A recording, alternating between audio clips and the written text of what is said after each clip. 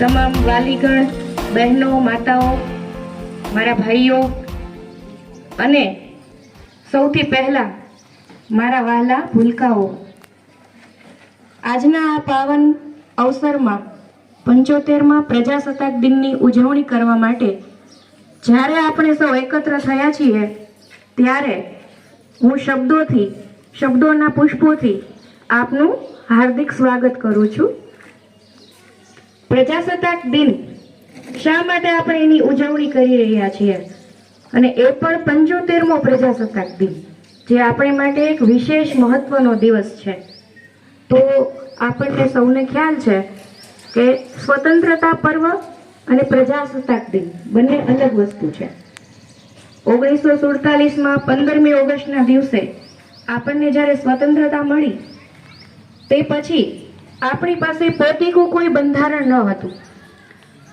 તો આપણને સૌને ખબર છે કે જ્યારે કોઈ બંધારણ ન હોય, કોઈ શિસ્તના નિયમો ન હોય, કોઈ નીતિ નિયમો ન હોય, કોઈ પ્રોટોકોલ ન હોય તો ત્યારે કેવી અસુવિધા થતી હોય છે.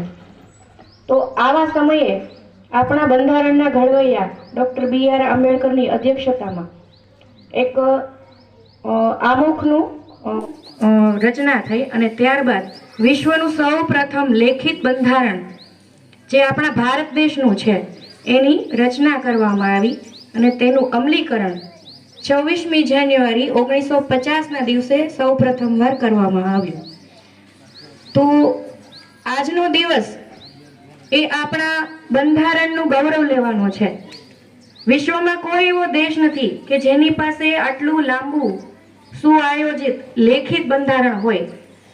તો આપણને સૌને ગૌરવ હોવું જોઈએ કે આપણે ભારત દેશના નાગરિકો છીએ, ભારતીય છીએ. માત્ર ભારતીય હોવું એ પણ એક ખૂબ મોટા ગૌરવની વાત છે. બરાબર છે? તો પોતાના ભારતીયતા માટે, પોતાના ઇન્ડિયન હોવા માટે એકવાર જોરદાર તાળીઓ પાડો.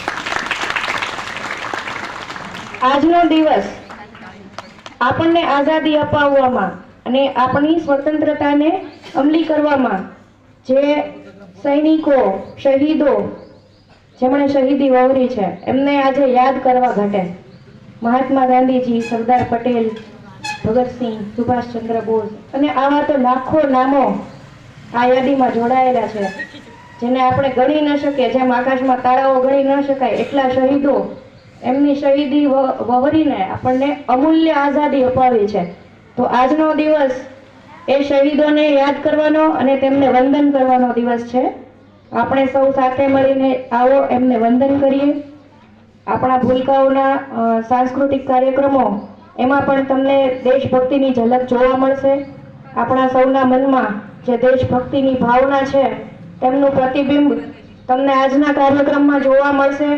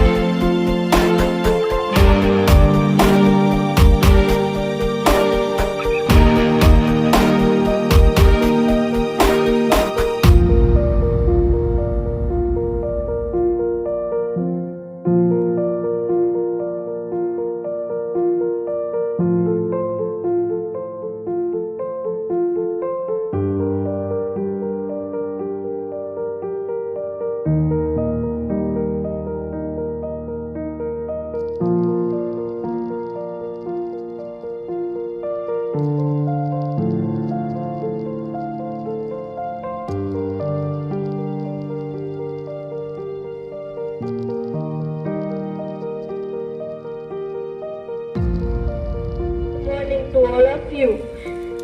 Respected Principal Ma'am, Sarpanchji and all my dear teacher and student. Today I want to tell you something about our national father Gandhiji. So please listen to me. Mahatma Gandhi was one of the great leaders of our country. He is popularly known as the father of nation. Gandhiji was born on 2nd October 1869 at Porbandar, Gujarat. His full name was Mohandas Karamchand Gandhi. Gandhi held the position of Diwan in the state of Rajkot. His mother name was Putribai and she was a housewife. In May was 1883. Gandhiji married a housewife. Her name was Kasturba. Gandhiji completing his schooling in India and to England for fifth study of law. Then he achieved the law degree, returned India, and he want to tell free India from British rules. He inspired lot of India to work against British rule for independence. Gandhiji was one of the great leaders from India. He is one who led the Namak Satyagraha or Dandi Charge. He did many movements. Gandhiji gave famous slogans like "Do, Abad, Do You." When British leave India, etc. in 1942, he started a movement which name was Bharat Chodo Andolan. He get arrested and sent to jail many times. Finally become successful in making India an independent country on 15 August 1947. Gandhiji's life was cute and simple. He was a great follower of peace and non-violence. Gandhiji's principal name were that look no evil, speak no evil, and hear no evil. 30 January, Nathuram Godse shoot and killed Gandhiji's birthday is celebrated every year and 2nd October as Gandhi Jayanti all over India. 13 January is celebrated as Shahid Diwan in his memory. Thank you. Jai Hind, Jai Bharat.